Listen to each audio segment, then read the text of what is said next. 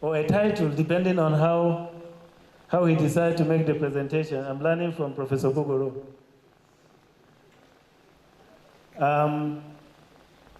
But it is important. I know his citation has not yet been read, but it is important to note that his Nobel Prize was actually on the topic that he's going to talk to us this afternoon.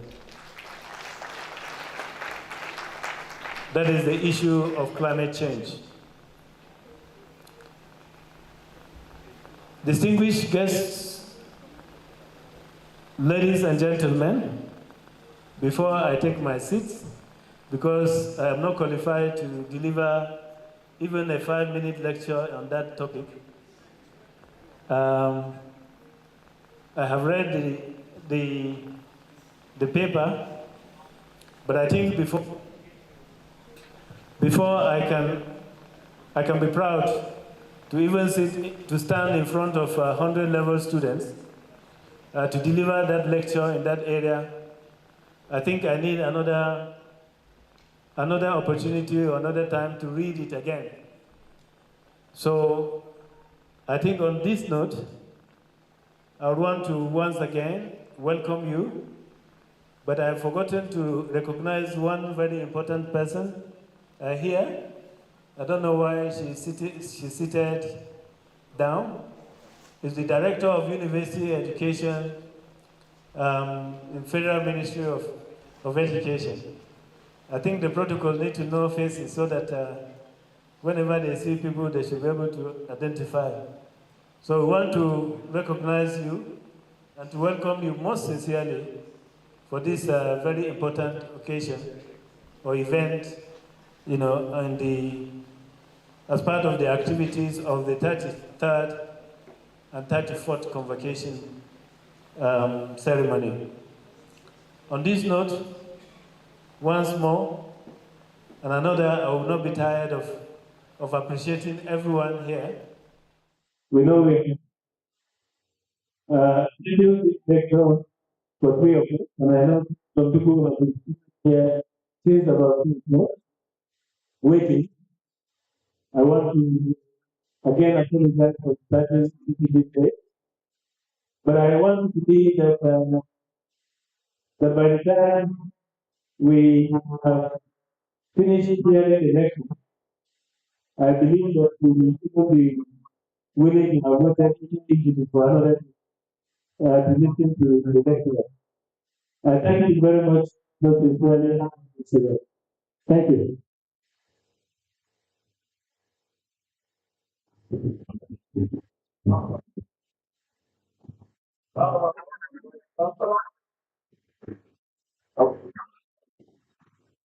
The thing will be maybe quickly once. What about this? That's for the competition for example, Kuliman and I am Congo is here with us. I don't think that we recognize the doctor. Yes, it's not possible to one comes up to the Kuliman and I am Congo. And quickly, I want to recognize Group Captain Nasiru Usman, Danjuma, who is the Commandant, Air Force Military School. Jos. Distinguished ladies and gentlemen, I step back for the next item on the agenda. The hour has come now. Could I please plead with those at the back to move a little bit forward? It will keep us together. Convocation lecture is a proper university tradition, and it's a time for the best minds in the different areas.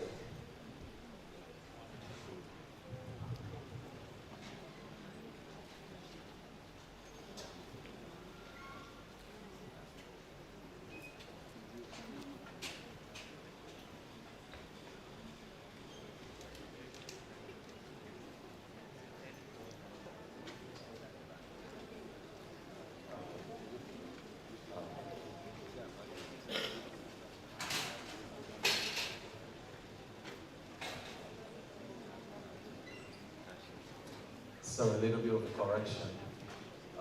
For us to be able to, those in the high table to be able to benefit properly from the lecture, we will be coming down. So if you check The second row here is written reserved.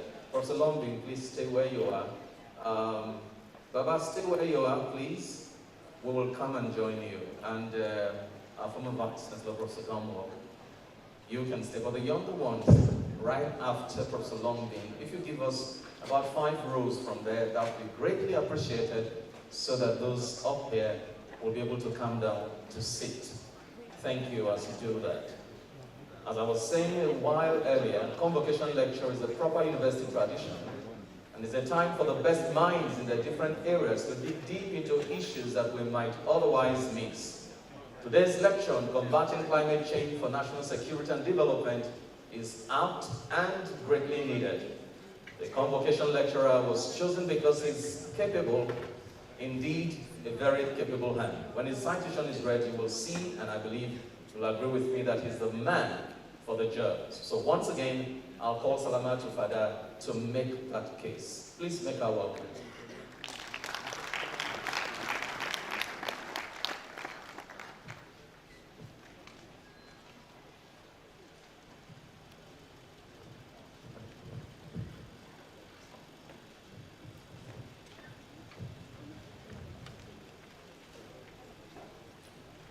Good evening, everybody. May I stand on existing protocol in terms of greetings today? And also, may I invite Professor Anthony Young. Please be on your feet, sir.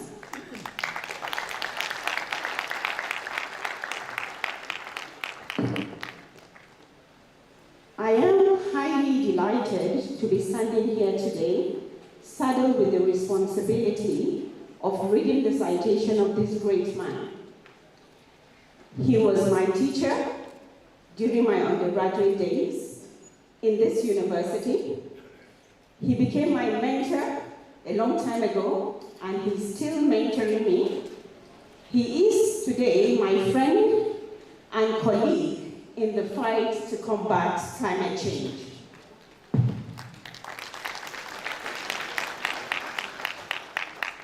Professor Anthony Okon Young is an established global leader and technocrat. He has over 30 years of experience in developing and delivering advanced solutions and innovations in the context of sustainable development. His expertise spans senior level management in the areas of climate change, green growth, renewable energy, agriculture, natural resources management, industrialization, human development, and sustainable finance. Professor Young started his early education at St. Thomas Primary School in Akwa Ibom State. He proceeded to Federal Government College, Ikot Ekpene, also in Akwa Ibom State, for his secondary school education, graduating with grade 1 in 1979. The same year, he gained admission to study geography and regional planning at the University of Calabar, graduating with second-class upper degree in 1983. After the mandatory one-year National Youth Service at the School of Topographic Science at the Kaduna Polytechnic, he was admitted to study land surveying at the Faculty of Engineering at the Ahmadu Bello University in Zaria, graduating in 1987. Professor Young has gone on to attend other world-class institutions, including McMaster University in Canada, obtaining a PhD in geography, the School of Oxford, the University of Oxford, obtaining a postgraduate diploma in global business, Mohawk College of Applied Science and Technology, Canada, obtaining a postgraduate certificate in Geographic Information Systems, and Harvard University, where he's a senior executive fellow. He has attended several career development courses in global renowned and prestigious institutions, including Yale University in the US, Cranwell University in the UK, and International Center for Theoretical Physics, Trieste, Italy. Leading responsibilities including serving as the pioneer director of the Climate Change and Green Growth Development. Under his leadership, the African Development Bank has been established as a leader in financing climate-friendly investments and in delivering low carbon and climate resilient solutions in Africa. A seasoned scholar and an international expert, Professor Young has published over 80 peer-reviewed articles and delivered over 250 keynote lectures and addresses. He has served and advised leaders and governments in Africa, the Caribbean and the Pacific countries, European Union, the United States, the Commonwealth, and several African parliaments, including Federal Republic of Nigeria. He is a fellow of the African Academy of Sciences, fellow of the Royal Geographic Society of the UK, and Chartered Geographer of the Institute of British Geographers. He has served on several global boards and committees, including Intergovernmental Panel on Climate Change, the IPCC, UN Sustainable Stock Exchanges Initiative, World Health Organization's Thematic Reference Group on Environment. Please give me a minute.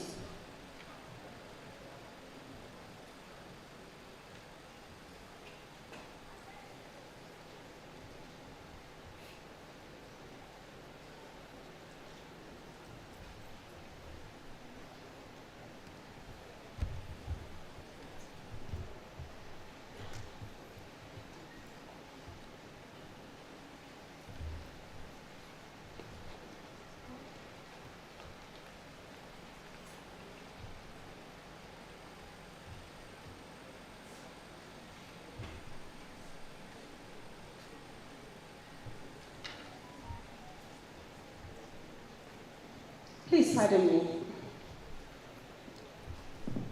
He has served on several global boards and committees, including the Intergovernmental Panel on Climate Change, the IPCC, UN Sustainable Stock Exchanges Initiative, World Health Organization's Thematic Reference Group on Environment, Agricultural and Infectious Disease, Global Environmental Facilities Scientific and Technical Advisory Panel, Global Environmental Change and Food Systems, International Human Dimensions Program of the United Nations, and the International Council of Scientific Unions.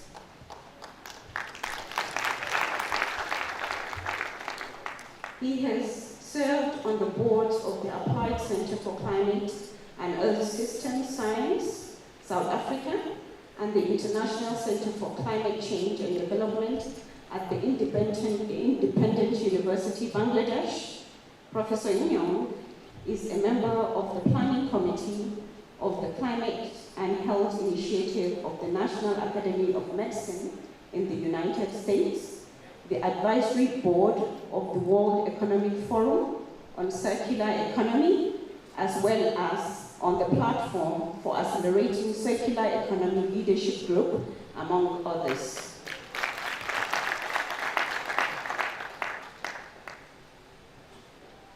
Professor Young has gone ahead to achieve other global recognitions, such as being listed among the top 20 of the 100 most influential people in climate policy in 2019 by a peer-to-peer learning platform for global governments. He was re-nominated among the 20 top influential climate leaders for 2020-2023. For these and other innumerable achievements, for his dedication to the African continent and to Nigeria's development, Professor Nyong precisely embodies the spirit, efforts, and attitude of the great University of Jos. Distinguished ladies and gentlemen, I now present to you Professor Anthony Okon-Nyong.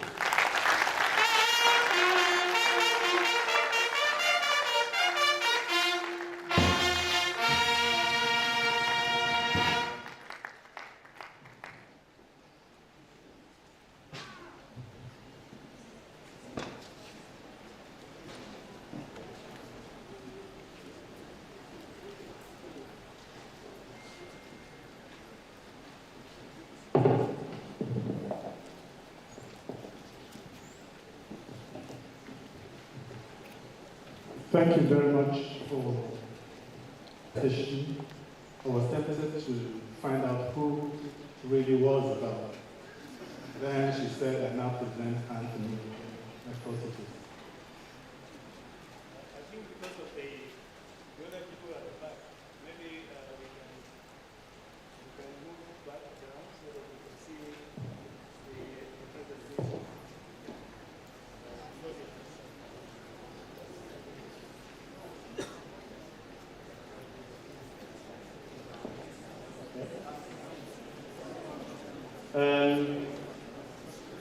We know the system is connected. Some of the people on the first row can see the screen, but the other people at the other second row cannot see the screen. So may I suggest that we all move down so that we have the privilege of looking over the screen, and also the privilege of looking at the face of the Convocation lecturer very well. Thank you. Mr. VC, you lead the procession down with all those behind. Okay, fine. They're already going down. So, well, for those of you in the front line, the screens are right before you. Except if you want to go down and look at the face of the presenter. But that's also allowed.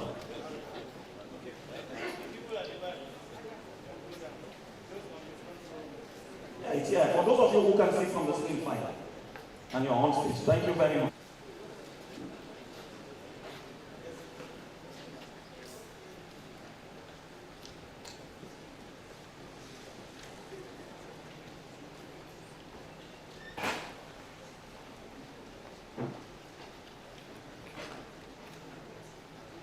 So, good afternoon once again. I've always been very weary of giving lectures in the afternoon after lunch, because I know I'll be competing with nature to keep people awake. But I'm hoping that this is a very controversial topic and that it will be able to stimulate our interest. Let me start by acknowledging the chairman of the occasion, His Excellency, Right Honorable Ahmed Idris Wasen, CON, represented by Comrade Jibril Bachir, the Executive Governor of Plateau State, represented by the Secretary to the Government of the State, Professor Danladi Atu, DG Research, Governor's Office, the Vice Chancellor, our very indefatigable Professor Tanko Isheri, a trailblazer, and you'll get to see why. Council members, members of management of the university, former vice chancellors, members of Senate, Professor Suleiman Bogoro, OON, former executive secretary of TEFON, royal fathers, here represented by Sarakin Musasa, other invited guests, ladies and gentlemen. Please allow me to stand on the existing protocols. I stand before you today only by the mercy of God and His unseen hands that guided me through this institution over 3 decades ago to commence my academic career as an assistant lecturer in 1987.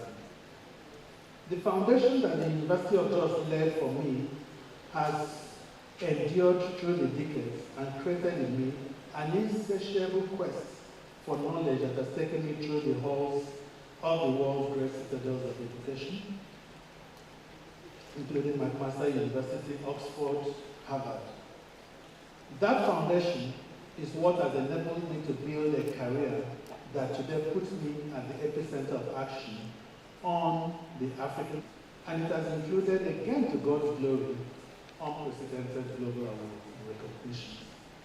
I thank the University of Jos for molding me, for giving me this opportunity also to speak at this conversation on a subject matter that is close to my heart, climate change. I particularly and especially thank the University of Jos for establishing the Anthony Jones Climate Center of Excellence. I again reiterate my commitment to supporting the center to deliver on its lofty goals and also support the Vice Chancellor on his vision to make the University of Jos a leading institution addressing major emerging issues like climate change. I thank my family for always standing by me and supporting my journeys as I crisscross the world, sharing stories and encouraging people to stand up against climate. I wish to thank my dear wife, Mrs. Idore Nyom, my children, Aneka, Nyabong, Idomesis, and Fonabo. I want to thank my mentors, some of whom are seated here this afternoon.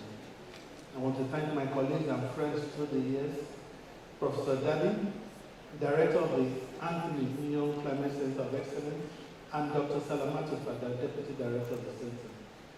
I especially want to thank and acknowledge the support and friendship of Professor Edward Mafuel. Thank you, sir. And Dr. Nelson Ocheto. I want to thank specifically and very especially Professor Gomez. He came into my life, I came into his life at a point that I needed to do something about my career. And it was through him that I was able to get to Canada to do my thing. Thank you so much. Your investment has not been wasted. My gratitude goes to friends and families who have accompanied me here today. I thank every one of you. I thank the students that have taught, the ones I've related with. You have made me who I am today. Thank you very much. Climate change is one of the most significant challenges facing humanity today. Several years ago, when we were on this trail, we were being called doomsday prophets. But now we are seeing that in front of us, that doom is coming to pass. And I think it is time for us to wake up and do something. Its impact already being felt globally, with severe consequences for the natural environment, human health, and economic development. Nigeria is not immune. To many, climate change is an existential threat. In this lecture, I'll just tell you a simple story, very easy, to let us realize that climate change is at the center of our development. Climate change is at the center of the security threats and challenges that we're facing. You cannot do one and leave the other. Two sides of the same coin. If you want to concentrate on development, you will see climate change erode whatever modest gains you have made. We've seen that happen. If you think it's not important for security, we're witnessing that important. So at the end of this lecture, I'm hoping that I will sufficiently stimulate every one of us to know that we can do something. Climate change has challenges, but it also comes with opportunities. And I look forward to having that. I won't take too much of the time. The lecture is already circulated, and I think it was just to make sure that we feel this time, that we did not say, go read the lecture, but it's there. So I'll try to summarize quite briefly what key messages there are in that.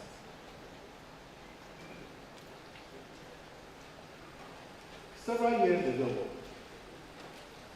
in a university, a professor came for an interview in an accounting department, professor of forensic accounting. And as the tradition of the university was then, a student member has to be on the interview panel, no matter what position, to represent the student community. And so everyone asked this professor questions about forensic accounting, and he was shining. Then it got to the turn of the student, and the student said, "Sir, what is accounting?" And he struggled because he had long passed that stage. He didn't think it was important to again refresh what is accounting. I don't want any of us to be in that place. So I've started what is accounting. To be sure that we all understand. Okay. So what you actually see on the screen on the left summarizes exactly what it is. Is that the sun is a direct source of energy. And then when the rays and energy storm, it hits the ground. Sometimes it penetrates, sometimes it gets deflected by gases. It could be water vapor, it could be carbon dioxide, it could be methane, and these scatter in different directions. And they form a blanket. And that blanket does not allow the heat to escape. It is that blanket now that is called global warming. And when this warming takes place over long periods of time, it alters the nature and character of our climate over time. And so that change we begin to see is what we then refer to as climate change. Largely, it is a result of human activities. There is some element of natural variability in our climate, but what we are seeing over time has been because human beings have altered so much the atmosphere and the ecosystem. So on the right, we see what is happening. We talk about global warming, that the earth is warming up. And it's not just false. When I came to Jos, I loved Jos because it was like mini London. Nobody had air conditioning, we all had heaters. But now we're seeing the progression.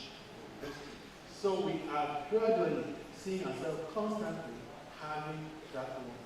And what is it doing? It is creating issues for us. So when you look at that graph, you see that deviations from 1900 has constantly been on the increase. And I think it's something that we need to pay attention to. Nature has limits, guardrails for which to go. This constant rising of the temperature does not maintain ecosystems properly. But the challenge we have is that we know that this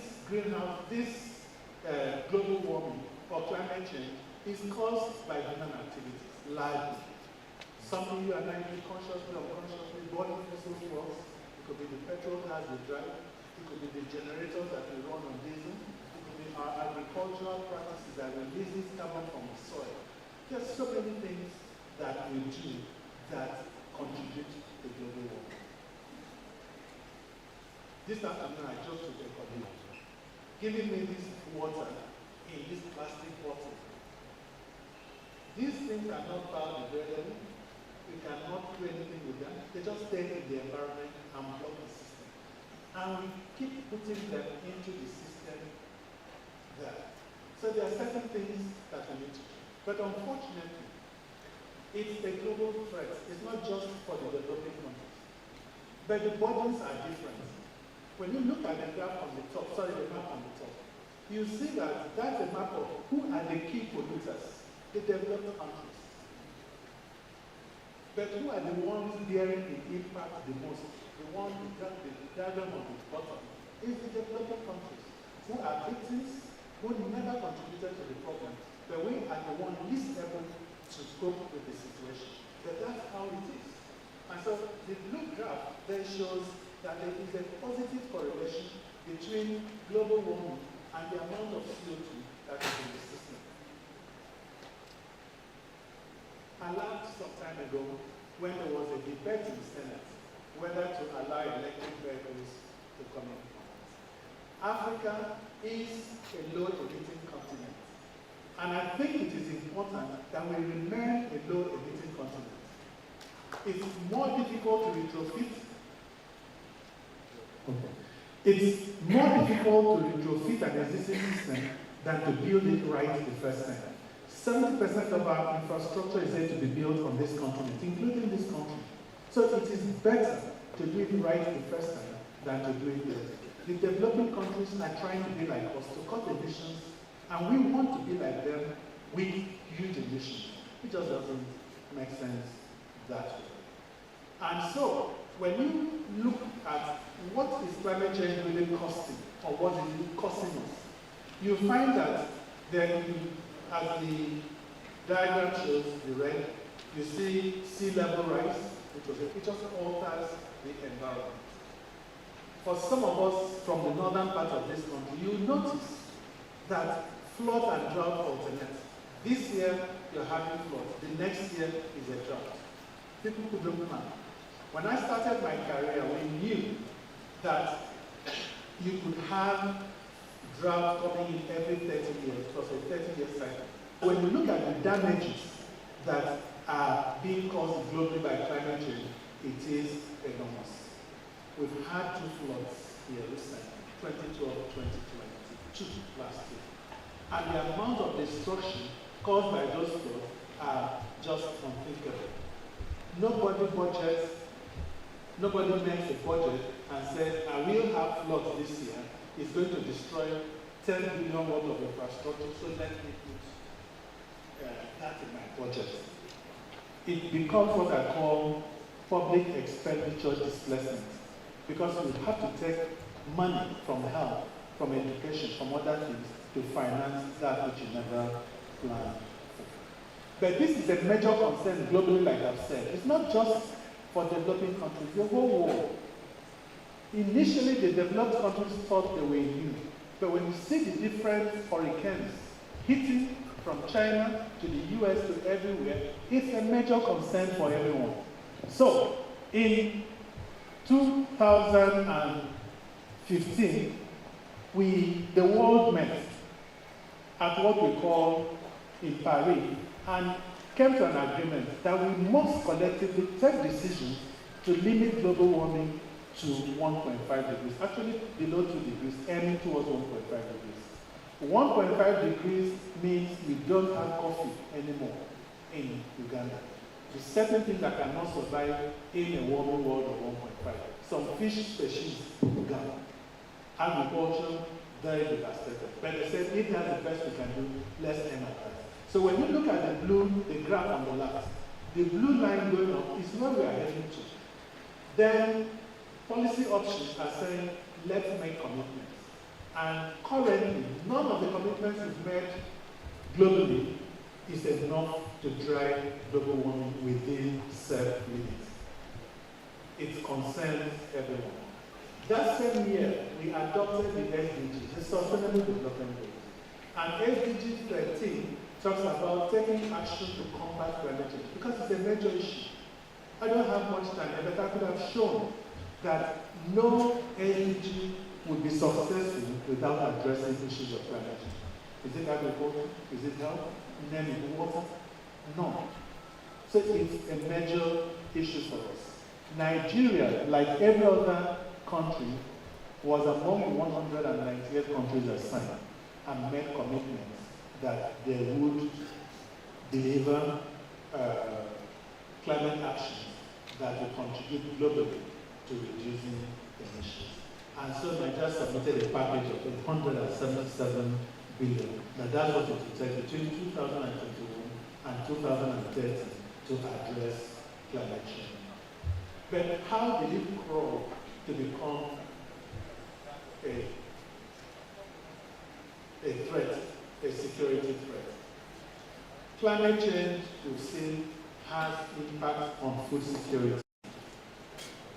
when yields go down, when populations increase, what happens? Many people are also being displaced. The flood doesn't only happen in the cities, the floods wash away farmlands and everything. So you're going to find food insecurity. And where there is food insecurity, they say a hungry man is an angry man. That alone is a recipe for crisis, for conflict, because he's just not happy, he has no alternative, he has no home. Then you have issues of water scarcity. We're seeing this a lot. Evaporation, drying up our rivers. Climate change, reducing rainfall. So when you look at that competition and the growing demand for this water and others, you find that is a potential for threat. It's a flashpoint. Then resource competition.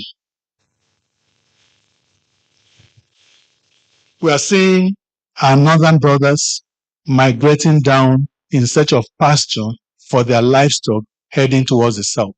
And we are seeing what is happening there. The clashes, the resource competition, it's brewing issues. Then the migration and the displacements, we have people in IDPs. 2012, we had a flood in this nation, and there are people still in IDPs from 2012. These become soldiers for Boko Haram and for other insurgents because they have no future, they have no hope, they have no livelihoods. And when you leave your home and go somewhere else, we will always remind you you're a settler. So you don't have that sense of belonging somewhere, and that's what many of us have failed to see. So this map shows what climate change does generally on agriculture. That for us in Africa, you see that there's between a 5 and 25% decline in agricultural yields that we have already seen over time. And so, what is climate change doing to agriculture? 2020, we had 4.3 million people facing food insecurity in just the Northeast alone. And then we had 150 billion, we had 4.3 million people facing food insecurity in the Northeast. And then we have Nigeria spends about $5 billion every year importing food. That's ridiculous. In a country that the president of the African Development Bank says when you throw a seed in the air, as it lands on the ground, it's germinating in many parts of the country. So why do we spend so much money in importing food? But then we also see that there are opportunities. Climate change is not all about doom and gloom. There are also opportunities. And when we look at the fact that Nigeria's food market is expected to grow to about 150 billion by 2030. This is business opportunity. These are investment opportunities that we can tap into. And then when you look at Nigeria's annual food value of our agribusinesses, it will get to about $1 trillion by 2030. So climate change is a threat, but it also brings opportunities. We look at flood. I won't dwell too much on this. We've been witnesses of what happened in the floods of 2012 and the floods of 2022. But in 2012, we're told that 500 people were killed, 7 million displaced, and caused an estimated 16 billion in damage to infrastructure. That is a serious issue. Let me break it down a little bit so that we understand what it is. The Nigerian government goes to the African Development Bank and takes a loan for infrastructure. Before that loan is given, there will be serious computations to show that that infrastructure you want to build can pay off that loan. Then the loan is given. You've built the road. 2 years into the building, the road is washed off. What happens to that loan you took? Nobody's going to write it off. Do you go back again now to the same bank and say, can you give me more money to fix the road that we took before? So we increase our debt burden.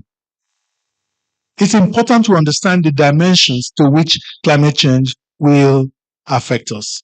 And so these floods have led to destructions of infrastructure and destructions and migrations. This ultimately leads to conflict. Why are we having so much floods? Thank you. Why are we having so much floods? No. Sea level rise. Whether we like it or not, the sea is rising. 1993, the computation was that the sea level was rising at 2.1 millimeter a year. We were happy, comfortable. 2.1 millimeter is nothing much. But when that computation was done again in 2003, it became 2.9 millimeters. It's accelerating. And then again in 2022, it became 4.5 millimeters. So it's constantly going up. And we are seeing coastal erosions, and we will continue to see more flooding, except we do something seriously about it. If not, then we're going to breed insurgencies with people who've lost their livelihoods and lost all that they have. So we've talked about resource competition. I'm not going to dwell too much on it, but this map shows climate change conflict hotspots, what's been happening across the world. You see, it's created bands of insecurity. Countries that were stable, Mali, Burkina Faso, then turn your eye, Ethiopia, name them conflicts, and these are resource-related conflicts, and they are there. So it's important that we deal with the root causes of these issues. Is it rocket science? No. There are ways in which we've been able to understand and address the pathways through which conflicts occur. So in this diagram, which I won't go to too much extent because I've already talked about it, is that you have conflicts that start at the local level and progress to international level.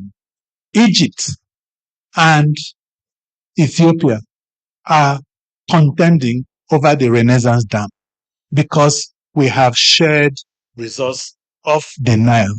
But if Ethiopia builds its Renaissance Dam, it will block the water that goes towards Egypt. And Egypt cannot survive without that water. We pay countries like Niger, like Chad, like Burkina Faso, Mali, with electricity. Why? So that they do not block River Niger. If River Niger is blocked by any of those countries that it passes before it drains into Nigeria, we are done. So imagine the type of conflict that would come up if we now decide to struggle and compete over those resources. But what is Nigeria doing? They know all this. We know all this. So what is the country doing? First, we've seen the impacts of climate change. Nigeria recognizes that. We've seen the impacts in agriculture. We've seen the impacts on water resources, on energy. Very important. We've seen how much electricity we've lost because water levels are so low and cannot turn our turbines. We've seen gas infrastructures that have been destroyed during floods. And we are told that our offshore productions will also suffer seriously because of sea level rise. And then in terms of human health, when I came to this town, malaria wasn't very popular because it was cold. It went up. It wasn't where mosquitoes wanted to feel comfortable and have a party. But Nigeria is so warm that you are now having a lot of mosquitoes and malaria incidences in this town. And this happens in so many other places. So we find that happening. And then for tourism, US has the Statue of Liberty. People go there to look at it, enjoy the show, pay money. France has the Eiffel Tower. What do we have in Nigeria? We have our biodiversity. We have our endangered species. We have our unique monkeys and gorillas. But climate change is decimating this. So we're losing value. We're losing our potentials for tourism because of this. This is what we have to offer. And tourism in many parts of Nigeria contributes significantly. Then pests, we see that happening. But there are benefits for us that we should please pay attention to climate change. And the first is the economic benefits. I've just talked about public expenditure displacement. When we invest in climate change and renewable energy, we create jobs, green jobs, the sort of jobs everybody is talking about.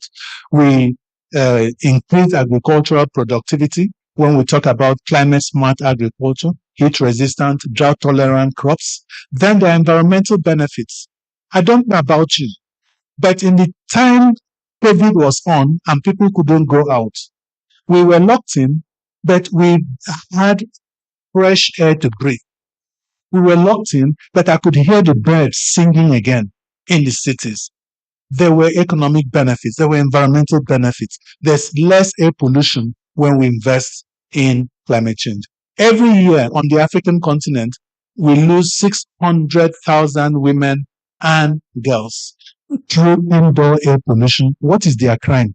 Preparing meals for their family. That's the only crime they've committed.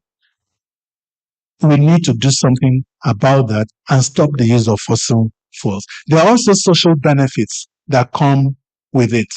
Like I've talked about reduction in indoor air pollution and improving the livelihoods of our rural dwellers. So Nigeria recognizes this and sees opportunities for it.